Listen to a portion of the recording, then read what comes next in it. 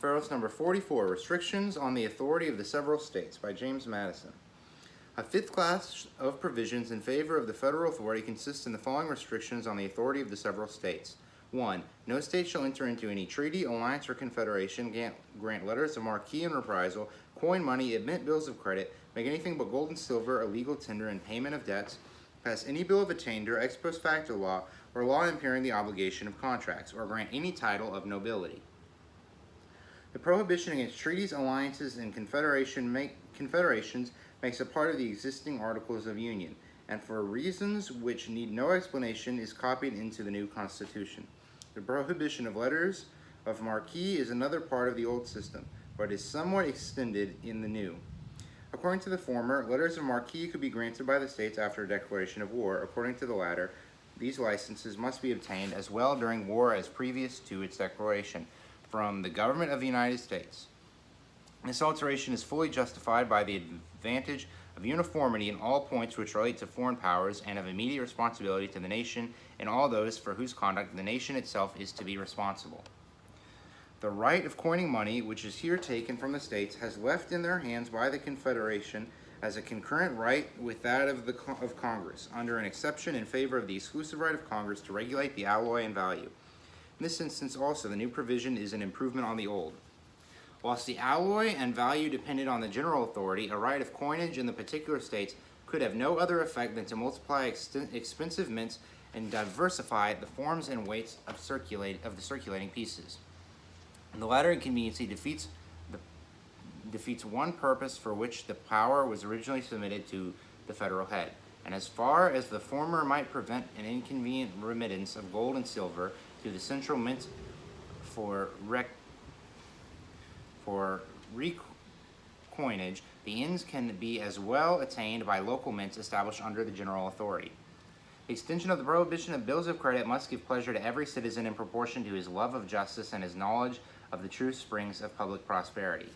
The loss which America has sustained since the peace from the pestilent effects of paper money on the necessary confidence between man and man, on the necessary confidence in the public councils, and on the industry and morals of the people, and on the character of Republican government, constitutes an enormous debt against the states chargeable with this unadvised measure, which must long remain unsatisfied, or rather an accumulation of guilt which can be expiated no otherwise than by a voluntary sacrifice on the altar of justice of the power which has been the instrument of it.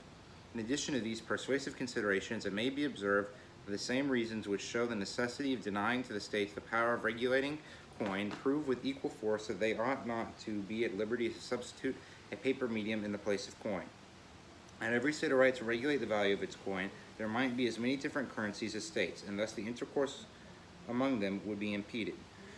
Retrospective alterations in this value might be made, and thus the citizens of other states be injured, and animosities be kindled among the states themselves.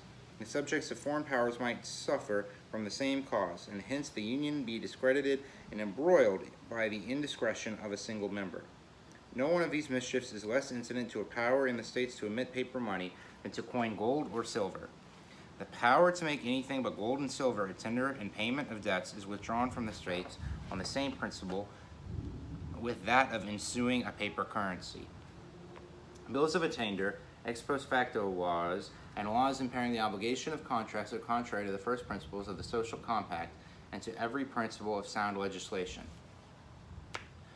The two former are expressly prohibited by the declarations prefixed to some of the state constitutions, and all of them are prohibited by the spirit and scope of these fundamental characters.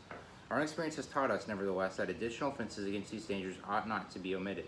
Very properly, therefore, have the Convention added this constitutional bulwark in favor of personal security and private rights.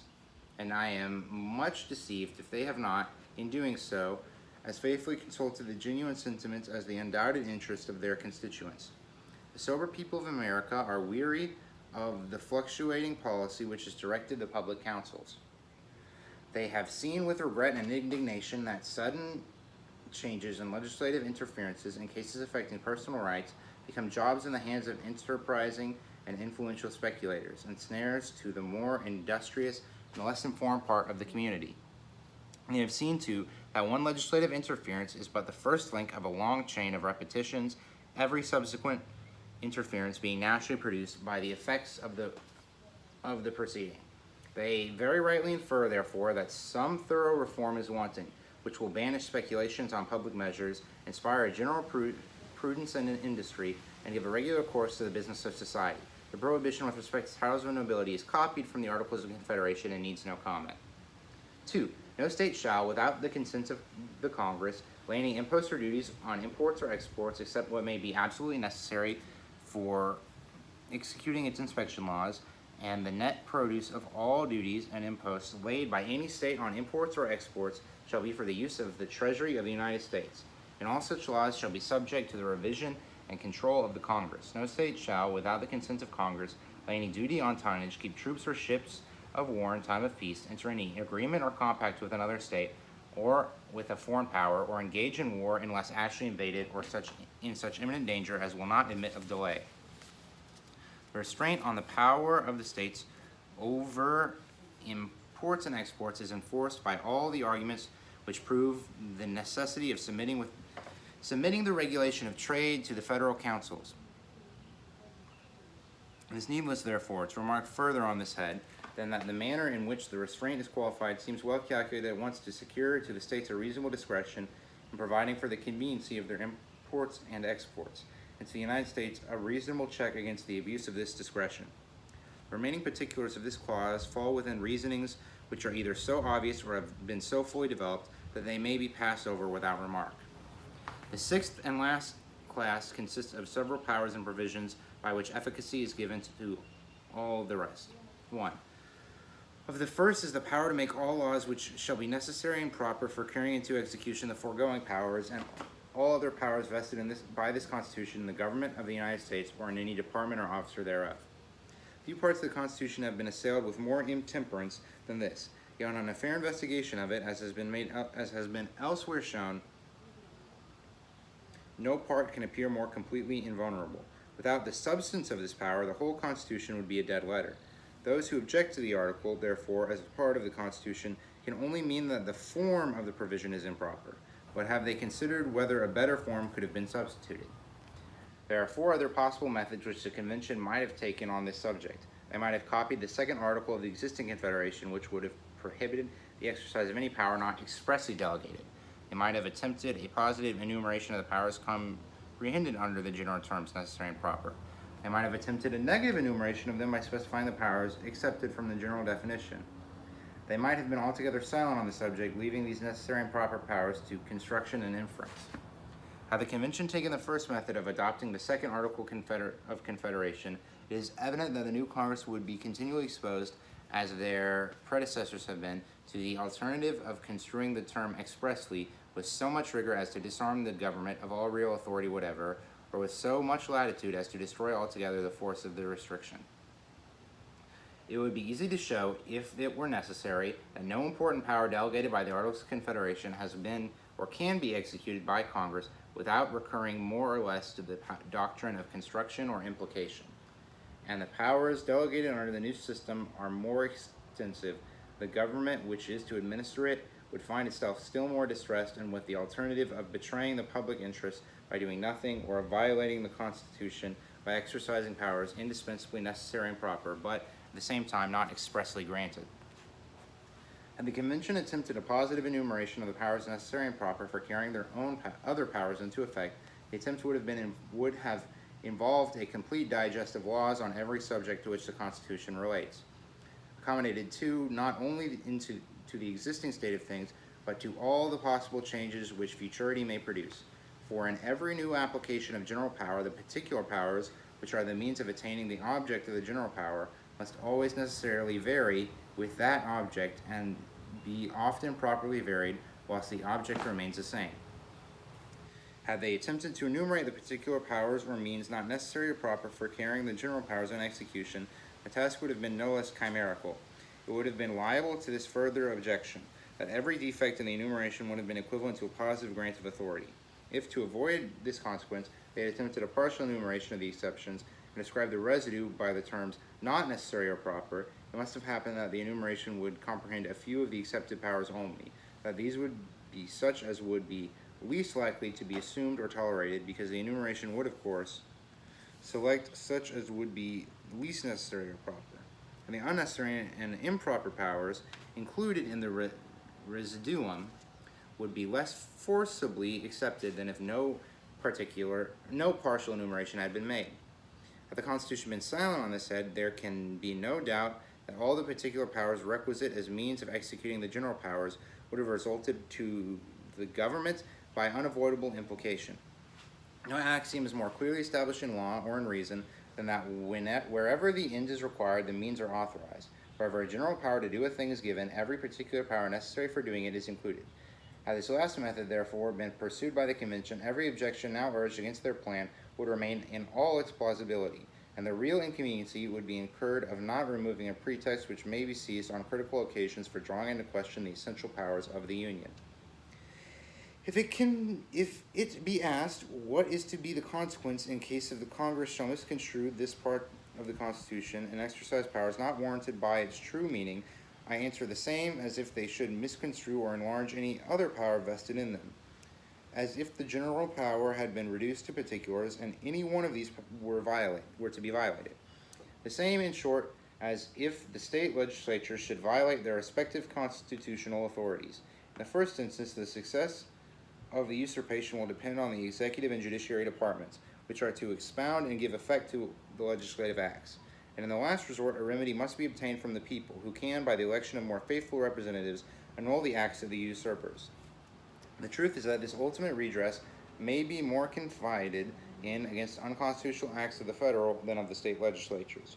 For this plain reason, that as every such act of the former will be an invasion of the rights of the latter, these will be ever ready to mark the innovation, to sound the alarm to the people, and to exert their local influence in effecting a change of federal representatives. There being no such intermediate body between the state legislatures and the people interested in watching the conduct of the former, violations of the state constitutions are more likely to remain unnoticed and unredressed. 2. This Constitution and the laws of the United States, which shall be made in pursuance thereof, and all treaties made, or which shall be made under the authority of the United States, shall be the supreme law of the land, and the judges in every state shall be bound thereby, anything in the Constitution or laws of any state to the contrary notwithstanding. This indiscreet zeal of the adversaries of the Constitution has betrayed them into an attack on this part of it also, without which it would have been evidently and radically defective.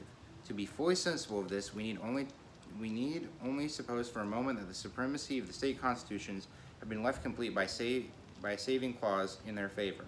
In the first place, as these constitutions invest the state legislatures with absolute sovereignty in all cases not accepted by the existing Articles of Confederation, all the authorities contained in the proposed Constitution, so far as they exceed those enumerated in the Confederation, would have been annulled, and the new Congress would have been reduced to the same impotent conditions with their predecessors.